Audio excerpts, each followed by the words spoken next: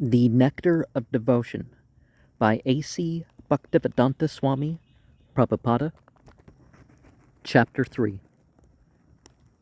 Eligibility of the candidate for accepting devotional service. Obviously, there are those who want to become associates with the great servants. And some will be most worthy for that because they'll be strict in carrying out the rules and modes of the community according to what has been revealed, according to what has been inspired. Those who aren't quite as worthy, but very welcome in the community, are those who don't know too well. Maybe they're not too good at learning, and there's flaws in their performance, but they're not too destructive, so that's okay. And perhaps of the least is the one starting out. And it's someone who can't argue their position or can't articulate their position too well. And that could be fine. And maybe they only nominally recognize the spiritual authority. Of course, we need to be sure to point out the fact that there is a difference between actual spiritual authority and otherwise. The Srimad Bhagavatam 11:28 indicates how fortunate a person is to even authentically want to become fully devoted spiritually.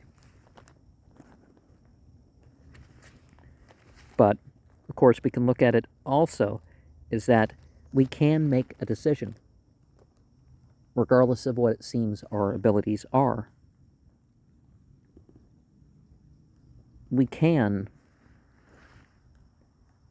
work on limiting our expression to what it seems is supported. And then finally we end up in the rest and comfort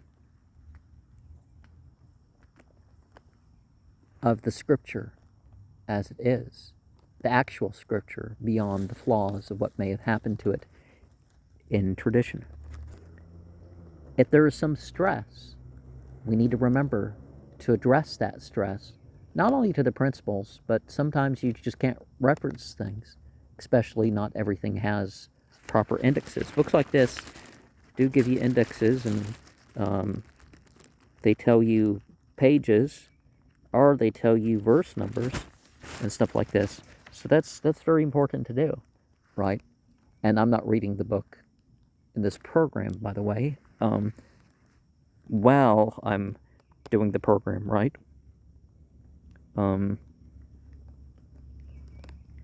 But, whatever your issue is, pray asking. But we need to be beyond just the material side of that, and that's part of the processing, because we figure, oh, well, I'm having trouble with my material position and business and that sort of thing. You don't look at that sort of stuff and say, well, they're not very spiritually advanced because they're praying about their issues. But they're keeping God conscious, right? And eventually it's going to be beyond just turning in regards to ease and difficulty. And obviously the station of a jnani, somebody who intellectually develops, is higher than somebody who's just a karmi, somebody who's looking for just material results. But they work together. They work together towards, or they could, especially when one studies, when one listens, when one chants or otherwise practices.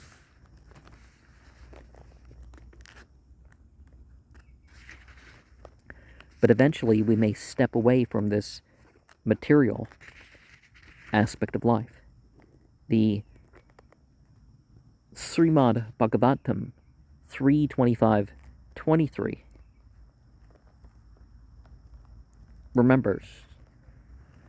reminds us that how we address our parents should be on how this relates to the relationship to deity. Srimad Bhagavatam 3:15. It's not listing the verse. Here's something with the 31st verse. So, we change our hearts towards devotion, and we assemble on those grounds. And you may become one in terms of your consciousness. See that black logo on my channel? Of your actions are totally for deity, but you're always not the same being as deity, but you realize yourself as belonging to. The Srimad Bhagavatam 4:9-10 indicates the transcendental pleasures are something different than the physical pleasures. Now,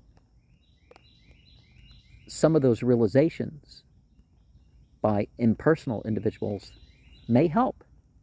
You may become, realize yourself, have cosmic consciousness, but it matters to have that personal relationship. It matters to use specific forms, specific names or qualities, because we're turning towards the ultimate essence.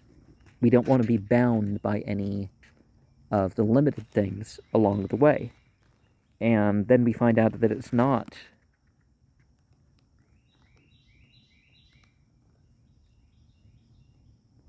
If it was just bhukti, material, and mukti, liberation, was just, preparing yourself for a separation with nothing to care. But, as I said, it's better than that. Regardless of your bodily condition, you can find a way to accept, to not be wavering in faith.